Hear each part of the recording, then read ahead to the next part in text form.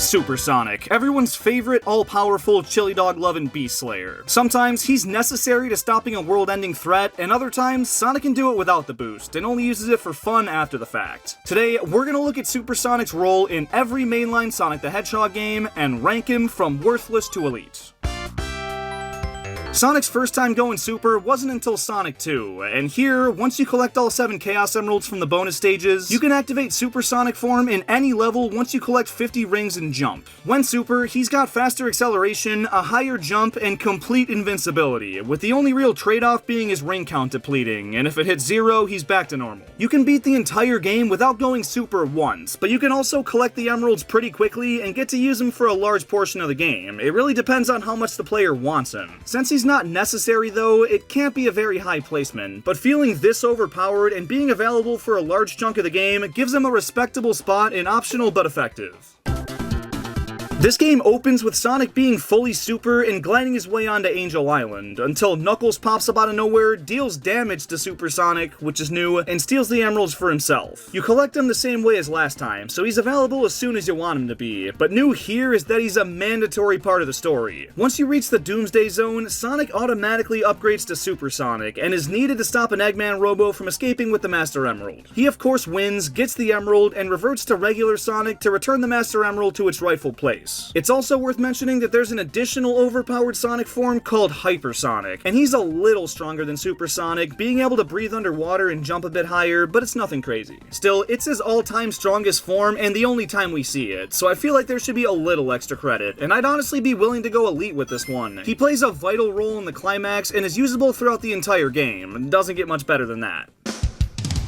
In Sonic Adventure, Super Sonic's only usable for the final boss and the true ending of the game, which requires beating every single story mode, so most players haven't gotten that far. With Perfect Chaos taking full form, Sonic's friends pull together with the Chaos Emeralds they've collected, power up Sonic, and let him take on Chaos mano-a-mano. Sonic wins in one of the easier final bosses in the series, and brings Chaos back to his Chill Zero form. Beating a world-ending elemental monster all by himself is really impressive, but not being usable in any other part of the game holds it back from being full on elite, so he's a strong key to success.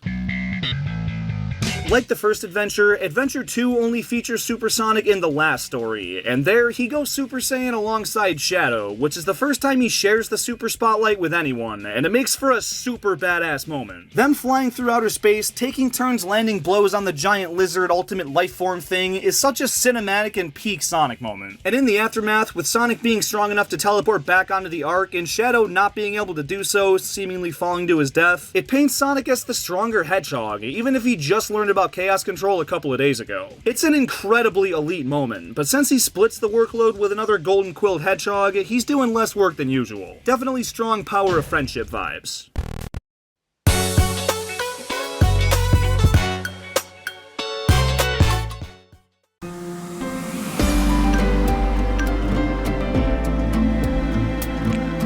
Strong power of friendship vibes.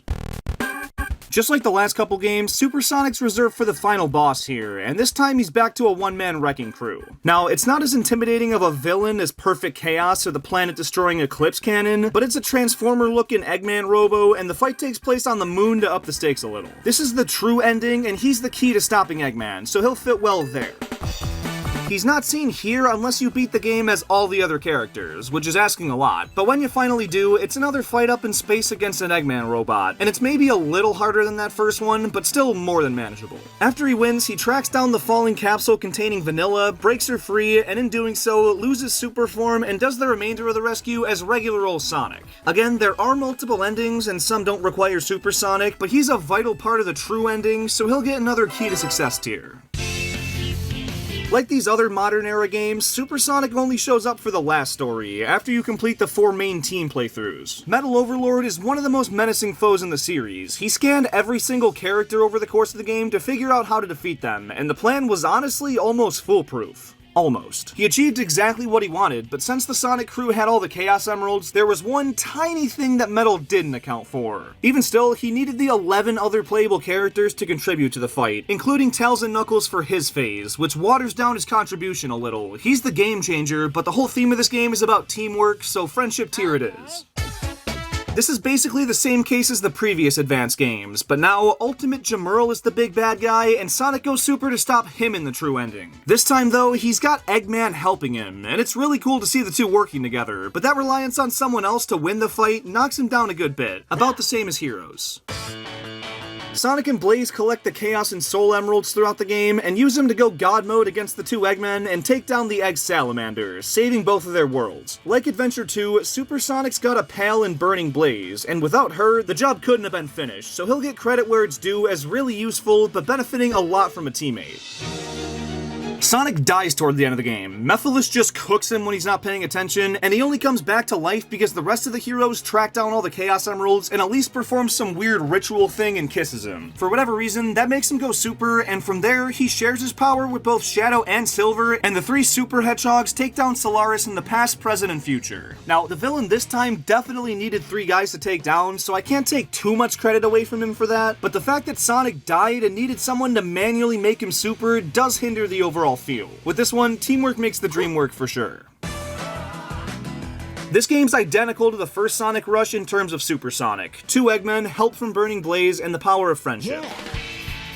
The opening cutscene has a high-speed Sonic vs. Dr. Eggman battle up in outer space with missiles flying, hordes of robots attacking, and the most cartoony and detailed expressions we've ever seen from these two. Sonic gets caught by one of Eggy's mechs and goes Super to break out and turn the tables on the Doctor, chasing him down to take out once and for all. But then his cockiness gets the best of him, and he gets yoinked by some Eggman contraption that absorbs all the power from the Chaos Emeralds and directs it at the Earth to form a f***ing death laser that shatters it to pieces. Sonic goes all and has to bring all the dead emeralds to different temples across the planet to restore them and all the continents. Super Sonic isn't seen again until the final phase of the final boss, where Dark Gaia fully reawakens into one of the scariest Sonic villains, and Sonic goes all in to take him down. I know he's not in most of this game, but this final sequence is one of the most triumphant and grand climaxes in the series, and he defeats an all-time menacing threat basically by himself. He's at the very least a key to success, borderline elite though. This game brings Super Sonic back to his classic form. Collect the 7 Chaos Emeralds at your own pace, and once you do, you can go Super at any point in the game. He's stronger in gameplay than most Super Sonics too, being able to breathe underwater and illuminate dark areas. It's a great playable look. If he was needed at any point throughout the game, I'd be willing to put it really high, but since you can fully beat the game without him, he's kinda unnecessary. Super effective, but for these tiers, I value how much he needs to contribute to win, and that's not at all here. He's not worthless, he's a great option to have, but he's still just that. An option. And it's the same story for episode 2, so that's going right there with it. In Sonic Colors, you have to collect all the red rings throughout the game to unlock every act in the Sonic Simulator, and then beat all of those to acquire the 7 Chaos Emeralds, which finally lets you play as Super Sonic in any non-boss level in the game. It's a great bonus, but the amount of work you have to do to unlock him is brutal, and by the time you do, the day is saved and there's no need for his assistance, so him being here is honestly worthless. Both Classic and Modern Sonic go Super to take down the Time Eater at the end of the game, and normally I'd dock him some for relying on somebody else, but they're both Super Sonic, so he's highly capable and necessary for saving the day, while the rest of the Sonic cast chills on the sidelines, so both Supers are for sure a key to success.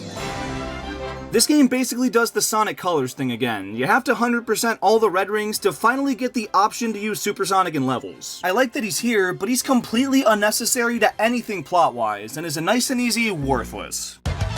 This game follows the same classic Sonic formula. You can collect the Chaos Emeralds at your own pace and use Super Sonic at any point after that as long as you have at least 50 rings. You can still beat the game without Super Sonic, but in order to get the true ending, you have to collect all 7 Chaos Emeralds so you can go Gold mode for the final boss. Being this vital to the ending, in addition to being playable as early as the player desires, gives this one by far the strongest case for an elite Super Sonic.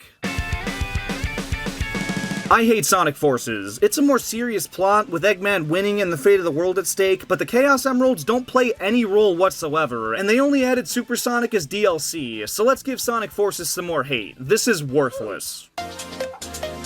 Super Sonic is a much more active part of the story than ever before. The Titans are way too powerful for Sonic to do anything against in his base form, so each Starfall Island has him collecting all the emeralds, whooping a Titan's ass, and flying on to the next one. So you get to fight multiple bosses as him throughout the course of the game, and he's the biggest reason they're able to win. Even freaking Eggman gives him a Chaos Emerald to take down the End in the end. Yeah, the final boss is called the End, I don't know. Seeing Super Sonic consistently involved was a treat, and he's needed to take down all the big baddies, which makes this a hell of an easy elite. Yes. This is basically Mania all over again. You can unlock him on your own terms, and the true ending has a final boss that Sonic needs to go Super to take down, so it's one last elite to end things on. And there you have it.